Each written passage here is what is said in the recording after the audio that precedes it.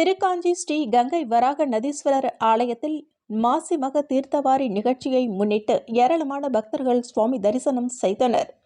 வில்லையனூர் அடுத்த திருக்காஞ்சி கிராமத்தில் எழுந்தருளி உள்ள காசியிலும் வீசமிகு ஸ்ரீ காமாட்சி மீனாட்சி உடனமர் ஸ்ரீ கங்கை வராக நதீஸ்வரர் ஆலயத்தில் ஆண்டுதோறும் மாசி மாதம் வரும் மகம் நட்சத்திரத்தன்று மாசிமக தீர்த்தவாரி நிகழ்ச்சி வெகு விமர்சையாக நடைபெற்று வருகிறது.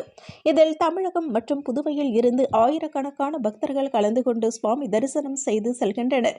மேலும் இவ்வாலயத்தில் அமைய பெற்றுள்ள சங்கராபரணி நதிக்கரையில் இந்துக்கள் பலர் தன் முன்னோர்களை நினைத்து தர்ப்பணம் செய்து வழிபட்டு இங்கு பல்வேறு ஊர்களில் இருந்து தீர்த்தவாரி நிகழ்ச்சியில் கலந்து கொண்ட சுவாமிகளை தரிசித்து சென்றனர். இவ்விழாவில் ஆயிரக்கணக்கான பக்தர்கள் கலந்து கொண்டு சுவாமி தரிசனம் செய்து வழிபட்டனர்.